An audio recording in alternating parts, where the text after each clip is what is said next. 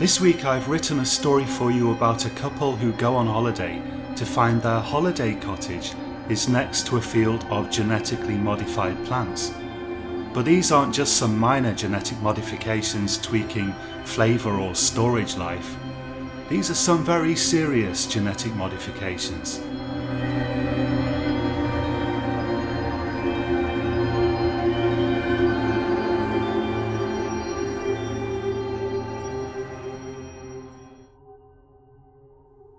"What is that?" said Angela, surveying the strange farm field they had stopped to take a look at.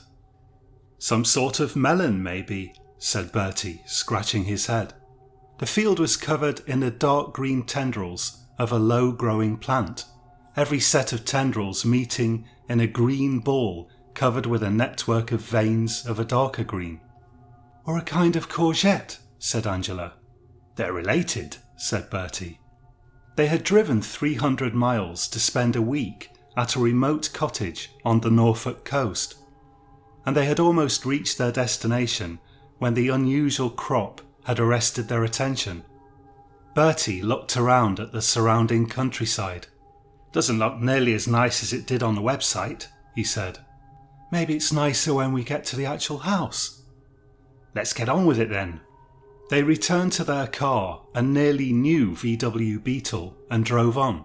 The road rounded the field and doubled back on the other side of it. "This must be it," said Bertie. "It's overlooking this creepy field," said Angela. "The other side's got a sea view. Remind me again of why we're doing this." "It was your idea," said Bertie testily. "Like the holidays you used to have with your parents when you were a child. Very relaxing, you said. Exactly what we need." They drove along a narrow track to what appeared to be the front of the house, at least stylistically, which was indeed facing the sea. There they parked the car. Bertie found a rusty iron key underneath a stone at the front, as the email had directed, and waggled it in the lock, eventually succeeding in opening the door. "I didn't know that field was going to be there," said Angela. "Anyway, it looked different on the internet. I didn't realise it was going to be so flat." "Well, this is Norfolk. I wanted to go to Spain." "Stop blaming me. It's not my fault. You looked at it too. We both thought it looked nice." "I'm not blaming you." "Stop being all snide then." "Sorry, just tired." Inside, the cottage was pleasantly rustic, and the view of the sea at the front was indeed quite pleasant. "It is nice, you see," said Angela triumphantly. "We can walk along the beach tomorrow. Let's go and eat." After driving along the quiet coastline for half an hour, they found a restaurant that served marsh samphire picked from the local mudflats. Driving back to the cottage afterwards, they stopped off halfway into their journey for a stroll along the beach in the dark. The following morning they were putting some things in their car, intending to drive along the coast, when a tractor rumbled past. Angela noticed the driver gawping at them and waved at him cheerfully. He stopped and shouted to them. "Who are you?" he said, rather rudely. "We're just on holiday," she replied, frowning. "We've rented this house for a week," said Bertie. "Fotheringay would never have rented this place out," said the farmer. "Isn't it normally a holiday cottage?" Bertie asked. "Holiday cottage?" said the farmer, incredulously. "No, it's never been a holiday cottage. Who did you arrange this with?" "With Mr. Fotheringay. Why are you asking?" The farmer shook his head. "First I've heard of it," he said. "Listen, take my advice. You watch yourselves around him. He's a wrong 'un." "What do you mean?" said Bertie. "I've said what I've said," the farmer replied, trundling off down the road. "Tell us what you mean," shouted Angela. "You watch yourselves," shouted the farmer over his shoulder. "What on earth was all that about?" said Angela, watching him drive off. "I can guess," said Bertie. "I bet Fotheringay owns the field and obviously the crops in there aren't normal. I bet the local farmers get mad at him, worried about their own fields getting contaminated with genetically modified stuff." "This is just getting weirder and weirder." As they drove away a few minutes later, they spotted a man opening a tap in the corner of the field. Impressive arcs of water rose all over the field, irrigating the strange crop. That must be Fotheringay. No idea what he looks like. She waved at him, but he didn't notice her. Not what I'd imagined, really. The man standing in the field was dressed in old-fashioned tweeds, complete with a waistcoat and small round glasses. A full head of grey hair was swept back from his forehead and ended above his shoulders. Looks more like a writer than a farmer. Not even a writer, more like a poet. Or a scientist. Maybe from the 19th century. We should ask him what he's growing. I'll stop here and you can go and have a go if you like. You ask him. Hard pass on that. Further along the coast they found a village where many local artists lived. They browsed a free gallery of local artworks and purchased pastries from a small bakery staffed by a friendly local woman, who, however, turned taciturn when they tried to ask her about Fotheringay and his field, insisting she knew nothing about him or his crops. What is going on around here? Said Bertie as they left the shop. I'm starting to get quite curious. You don't think the stuff in that field could be bad for our health somehow, do you? Shouldn't think so. He wouldn't be allowed to rent out his cottage if it was. Someone must know what's in that field. The woman in there definitely knows something. Seems like no one wants to talk about it. We should go and have a closer look later on. I'm not sure I want to go anywhere near it, said Angela, shuddering. It doesn't look natural. Probably just some unusual crop from South America or something. You said it was genetically modified. Well, maybe it is. That doesn't mean it's dangerous. Anyway, what do I know about crops and farming? Nothing. You don't know if it's safe then? I'll go and look at it. They drove to a wide sandy beach with a strip of pine trees growing further inland and walked along slowly, enjoying the sea air, having decided it was too cold for swimming. They were on the verge of searching for somewhere for lunch when Angela's phone rang. She quickly turned pale and put the call on speakerphone so Bertie could hear. On the end of the line was a woman who sounded tolerably normal and quite empathetic. She said Fotheringay was dangerous and impulsive, and the last time he had rented out the cottage, he had randomly turned up when the couple he'd rented it to was at home and had attacked them. The woman, who refused to reveal her identity, describing herself only as a well-wisher, said that Fotheringay could rapidly turn from being pleasant to being highly aggressive. How did you get my number? Angela asked, but the woman refused to say. Angela told her they would leave immediately. That's not necessary, the woman told her, adding that she was only calling so that Angela had the full picture. Then she said that leaving might enrage Fotheringay and he might easily follow them all the way home if he got into a temper. Angela told her Fotheringay had their address. The woman said the best thing to do was to keep a kitchen knife around at all times in case Fotheringay had another breakdown, emphasising that he was rather unstable and once he became enraged, he knew no restraint. She further said that it was unlikely Fotheringay would go off on one and reiterated that she was just calling Angela out of an abundance of caution. I feel sick, said Angela when the call ended with the woman suddenly ringing off. Phone her back, said Bertie. The number's withheld, said Angela, checking her phone. Probably just someone who has a grudge against Fotheringay. I'm scared, Bertie. She sounded serious. This is ridiculous. We're not staying there a moment longer. You heard what she said. That might provoke him.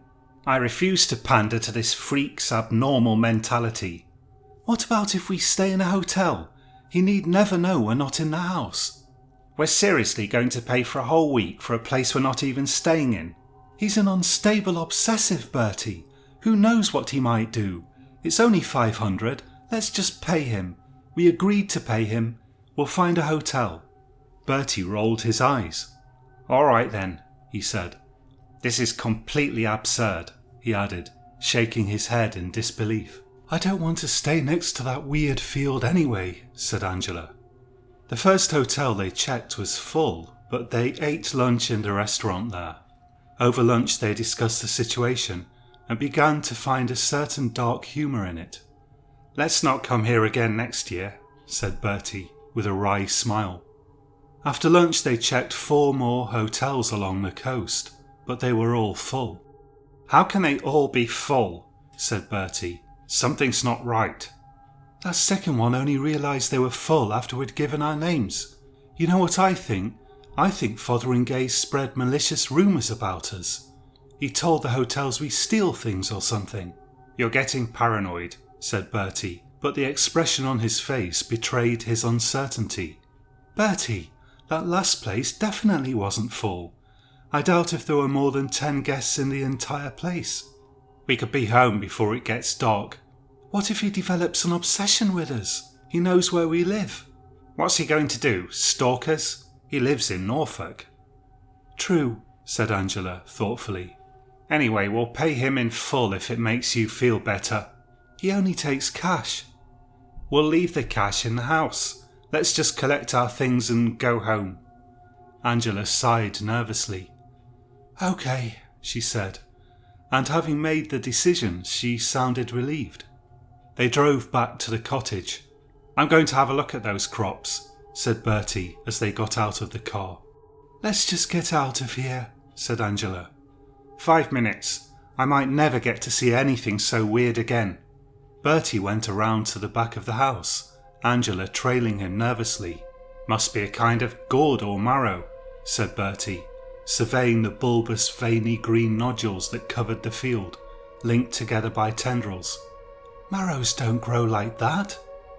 They just have one stalk that connects them at the end. The tendrils connected to the nodules at random points, each nodule connected to 5 or 10 tendrils. I'm going to pick one and take it to Morris. He knows a lot about plants." "Bertie, don't," said Angela in alarm, as Bertie climbed over the wire fence, holding onto a fence pole. 1 second. Bertie landed in the soft, damp earth on the other side, his foot standing on a tendril, which seemed almost to be pulsing slightly. "Be careful, Bertie." "They're just plants," said Bertie, leaning over to inspect one of the curious veiny nodules. "I've never seen anything like this before," he said, squeezing it gingerly with one hand. "It's so soft, like it's filled with jelly." "They're so creepy." He took a Swiss Army knife from his pocket, pulled out a blade and cut into the nodule. "Looks like it's full of custard," he said. "I'm going to taste it." "Don't taste it. Are you insane? What if it's poisonous?" "Who ever heard of a farmer growing poisonous crops?" He sliced off a sliver of the stringy yellow jelly inside the nodule and put it in his mouth, then immediately spat it out. "Ugh, horribly bitter." "Let's get out of here. What if Fotheringay sees us?" "Okay, I'm coming. 1 second." He carefully sawed the tendrils off a nodule and, carrying it in his hand, climbed back over the fence, looking back in disgust at the strange bitter plants. They repacked their things and put everything in the car. "What a washout," said Angela. "At least it's been an experience, sort of." They jumped into the car, eager to get away, Bertie in the driving seat. He turned the key, and instead of the familiar growl of the engine, there was only a strange clicking whir. "It's not starting." Angela tilted her head back against the headrest. "I really can't stand any more of this." "Dead as a doornail. It must be the battery." "Can we get a new battery?" "Round here? I don't think so. We could jumpstart it from another car if we knew anyone round here." "Call the breakdown people. You've got it on your insurance, haven't you?" "Good idea," said Bertie, and he pulled out his phone. "There's no signal," he said. "Check yours." Angela rummaged about in her bag and pulled out her phone. "Me neither," she said. "We could get a taxi to the nearest town and phone from there. Really, we only need to go far enough to find a signal." "I'm sure I had a signal when we arrived." "Maybe it's a temporary problem. Let's go in for a bit and use the phone. I want a cup of tea. He's not going to storm in and murder us in the next 10 minutes. Angela sighed heavily. "Fine," she said, and she got out of the car. "Doesn't seem like there's an alternative." When they re-entered the house, the phone was already ringing. Angela ran to it and picked it up. "This is Detective Inspector Roger Peabody at Wells Police Station," said the voice. "Is this Angela Reynolds?" "Yes," said Angela faintly. "Is Bertram Reynolds with you?" "Bertie? Yes, he is. What's this about?" "Angela, listen to me very carefully. We've received information that you're in considerable danger. A man by the name of Fotheringay is coming to your house to kill you. He's already blocked the roads leading away from the house where you're staying. We're on our way there, but we're having problems with the blocked roads. I need you to do a few things right away, without delay." "Why would he be coming to kill us?" said Angela wildly. "I haven't time to explain. Just listen. Fotheringay is completely crackers, but very cunning. We've been watching him for a long time. He will try to gain entry to the house, and he will succeed. You and Bertram need to arm yourselves immediately with whatever you can find. I suggest kitchen knives. Sharpen them if you can." "This is crazy," said Angela.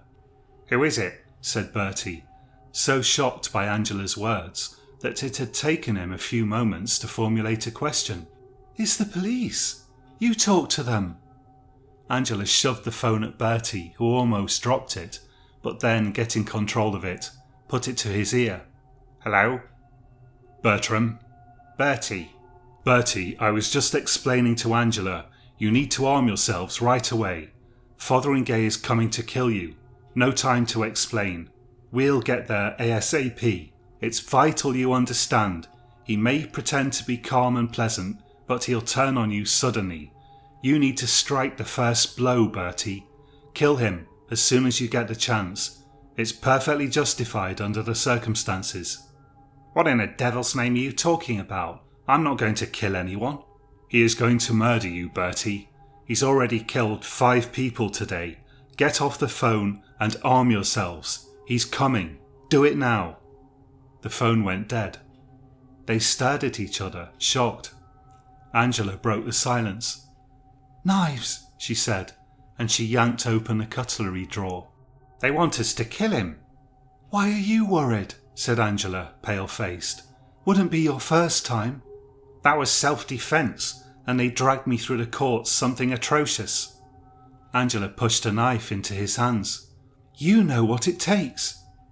It's time to summon the old Bertie, the Bertie who stabbed a man who came at him with an axe."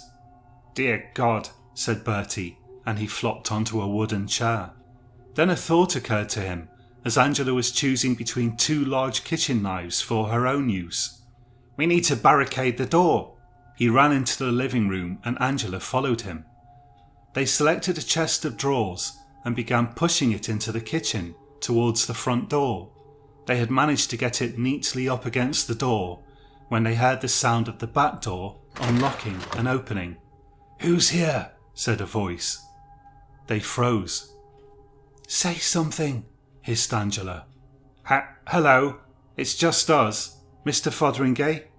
"Who the hell are you?" said the voice. "Bertie and Angela." "What are you doing in my house?" "You rented it to us. We corresponded last week via email, don't you remember?"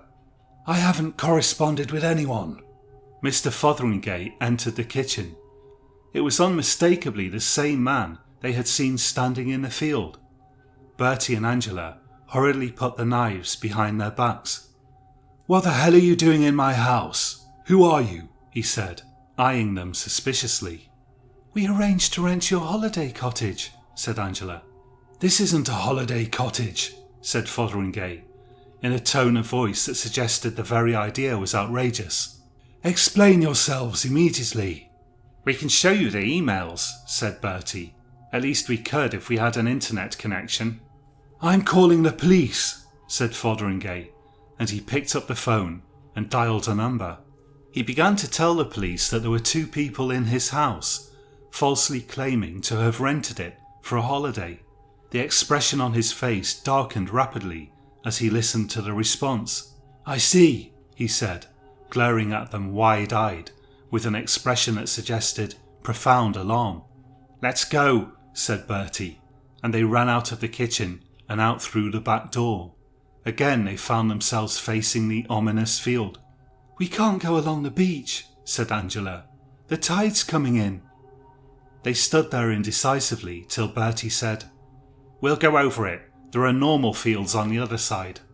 On the other side was a field of tall cereal, rippling in the breeze. "I don't want to tread on those things, Bertie," said Angela despairingly. Then there was a howl of rage from Fotheringay, who had rounded the house and spotted them. Angela screamed and they began to run. "Stop where you are!" shouted Fotheringay. Panicked, instead of stopping, they ran along by the fence until Angela practically threw herself over it, and Bertie followed. Then they ran across the field.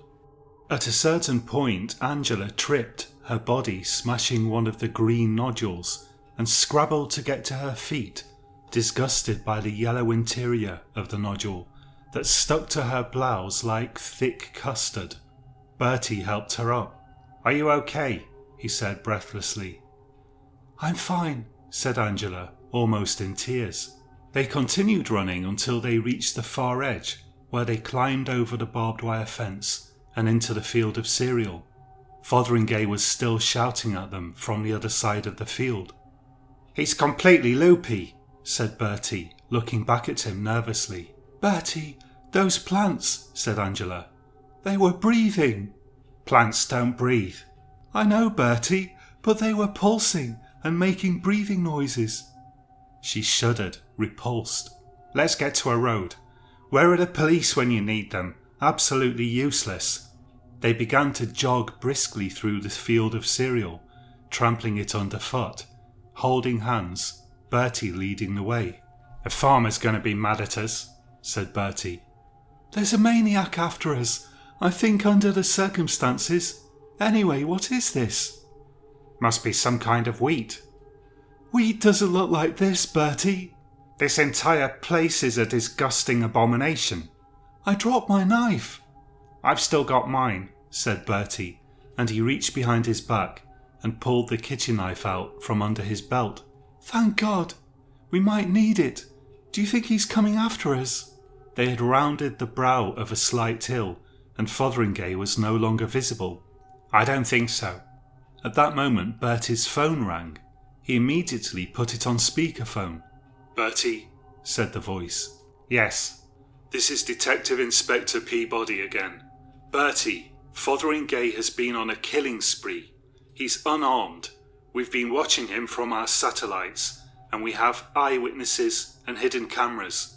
He's killed 6 people now, and we need you to stop him.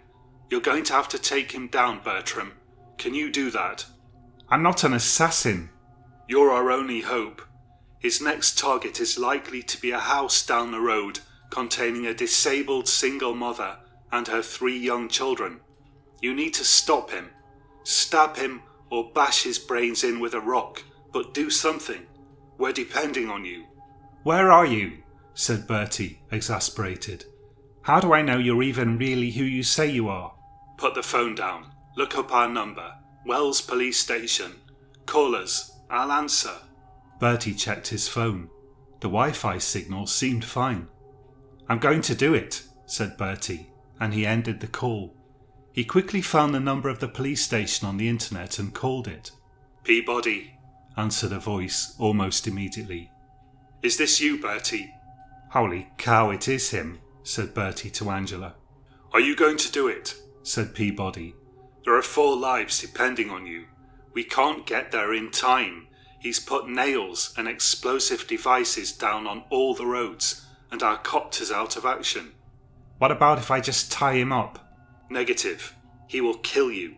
He's too dangerous. Don't take any chances. Just kill him." The phone rang off, and Bertie gawped at Angela, astonished. "You have to do it," said Angela. "A whole family, Bertie. He's going to kill a whole family." "This is so horrible." "All right. Okay then. You stay here. I'm going to sort him out." "I'm coming with you." "You can't. What if he attacks you?" I'll stay a safe distance behind you. You might need help. I'd rather you stayed here. You can hide in the grass. I'm coming, Bertie, said Angela determinedly. Bertie walked back the way he had come, with Angela following a short distance behind. When the cottage came into view, they could see no sign of Fotheringay. We've got to walk across these revolting plants again, said Angela. They're just marrows or something.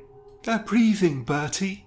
They're not breathing. They can't be. Plants don't breathe. Look, said Angela. Look at this one. Watch the tendrils. Bertie stared down at a green nodule next to the fence.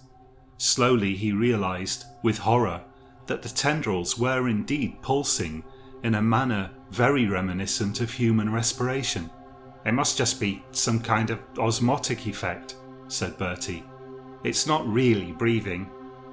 So disgusting, said Angela.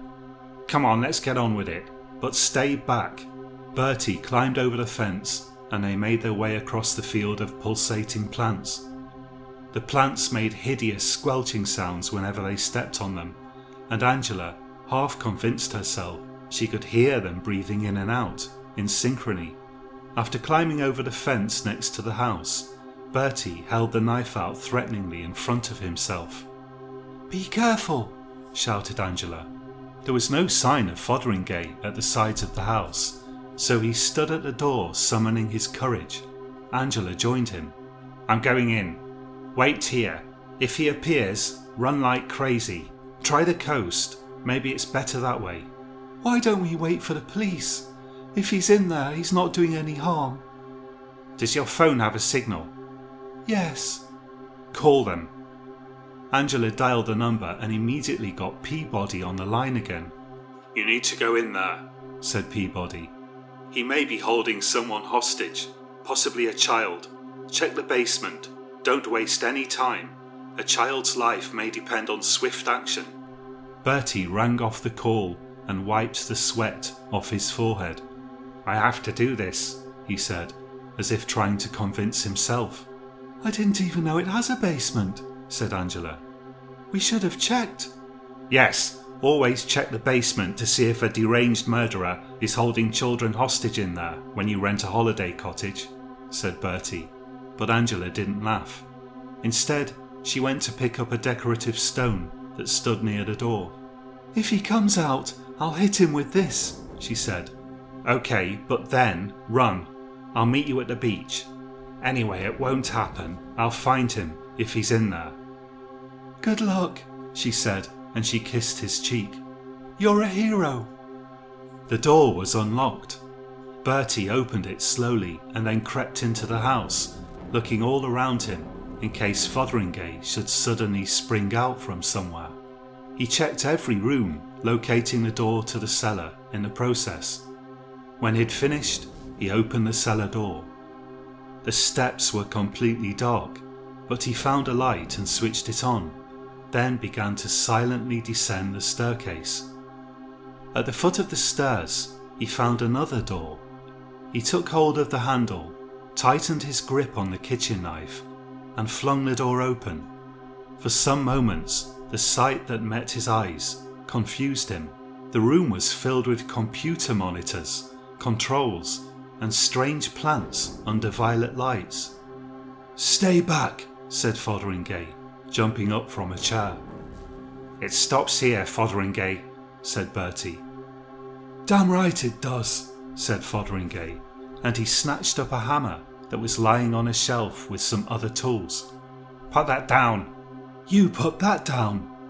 Bertie stepped forward menacingly, trying to remember a social media post he'd once read about commanding respect. He sucked in his stomach and tried to pull his shoulders back, but then he felt as though he was standing rather awkwardly, and he gave it up. His heart was pounding unpleasantly. Fotheringay didn't look very strong, but he did look determined, and he, Bertie, hadn't been in a fight since the age of 7. Could he really kill this man? Surely it would be enough if he could stab him in the arm. Fotheringay couldn't continue his killing spree with blood gushing from his arm. Do you have a child in here? Said Bertie. A what? said Fotheringay faintly. A child. Have you kidnapped or killed a child? Why the hell would I do that? Fotheringay roared. You're a sick and depraved murderer, Fotheringay. Oh, that's rich coming from you.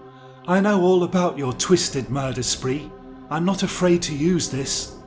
Fotheringay waved the hammer menacingly. You're even sicker than I thought if you think you can blame those murders on me, said Bertie. Then you admit it. Fotheringay advanced towards him, his eyes darting about, looking for a chance to swing the hammer.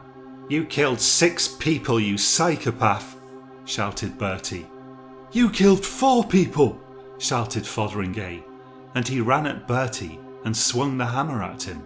Bertie jabbed at him with the knife, but the hammer hit the knife handle, knocking it out of his hand. Bertie flung himself at Fotheringay, grabbing the hammer and grasping for Fotheringay's neck, while Fotheringay in turn grabbed Bertie's neck and tried to work the hammer free. They spun around, and Bertie crashed into a tall glass cylinder containing a strange green entity with tentacles and curled up leaves. Bertie fell to the floor under a deluge of water and glass, and the entity landed on top of him, where it thrashed about like a fish out of water.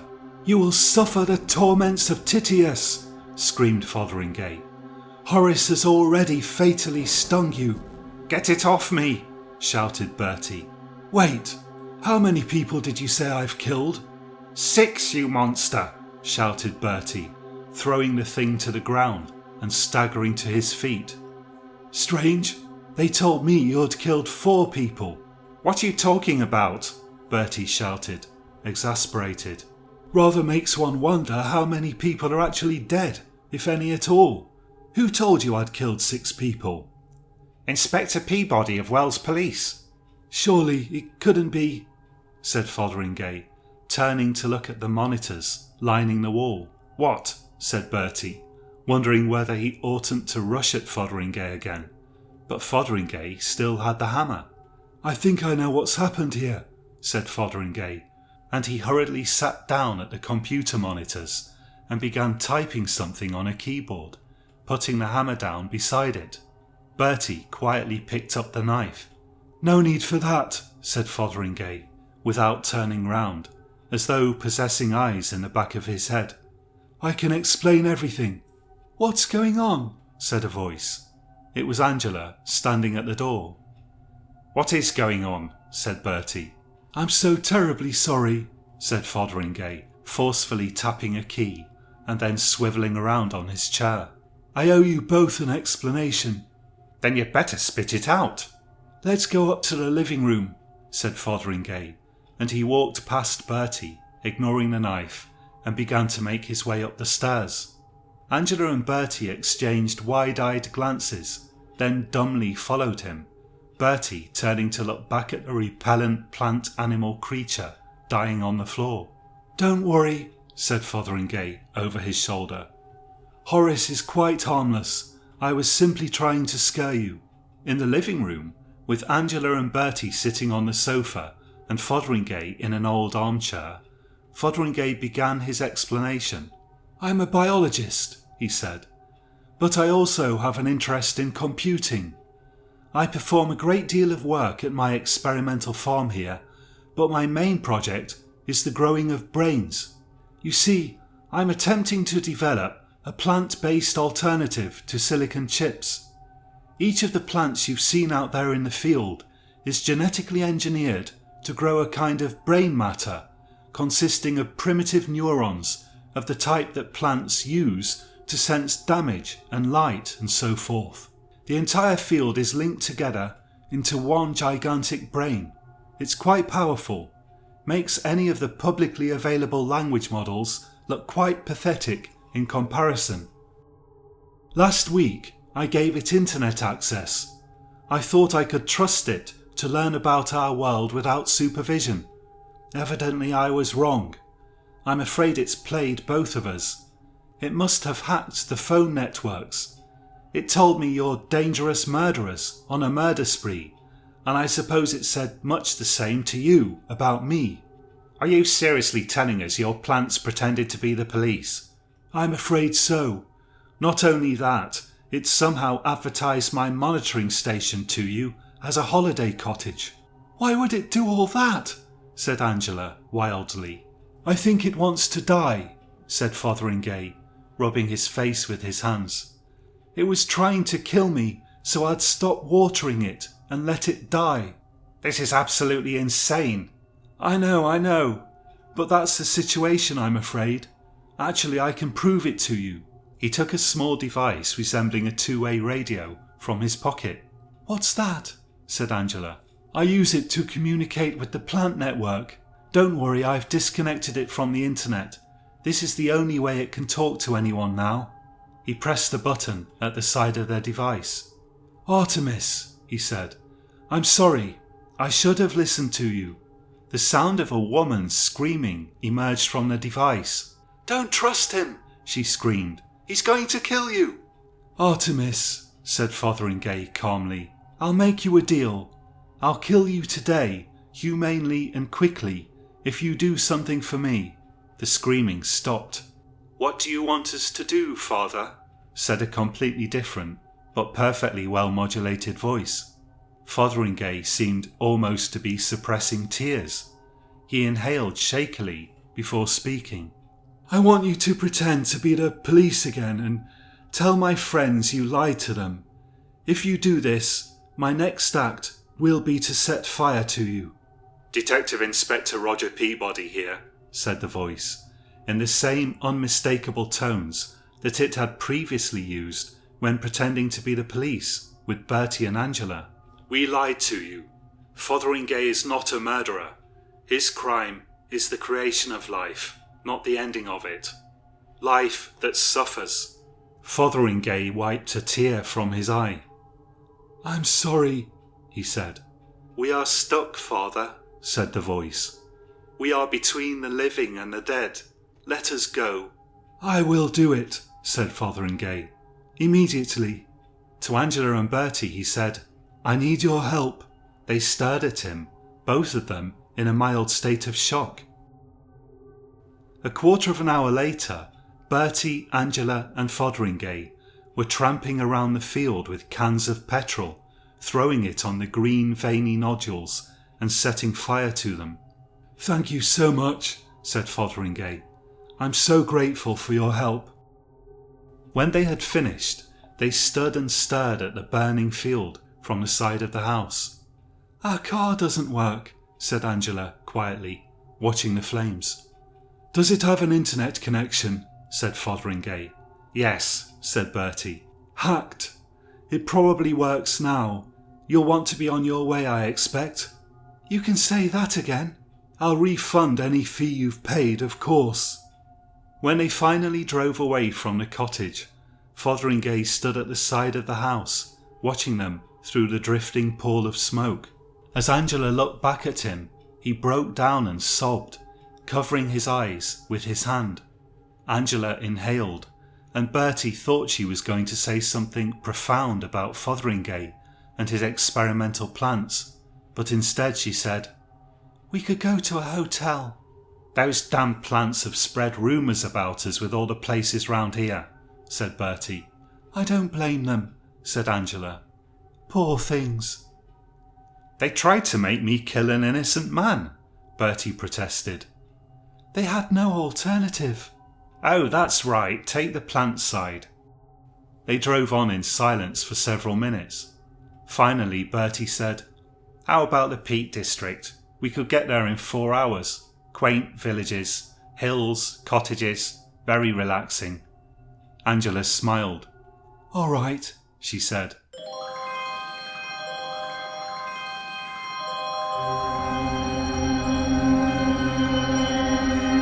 Thank you for listening. You've been listening to Science Horror. You can find an archive of my stories at sciencehorrorstories.com. My name's John Purcell and I write and read out a story every week.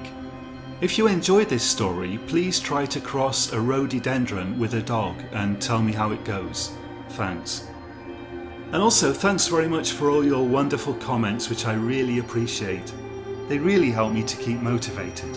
I should be here again with another story next week, although I am in the process of moving to an abandoned ski resort. But I'm going to try to keep getting the stories out once a week, so do join me again for that, and until next time, sleep well.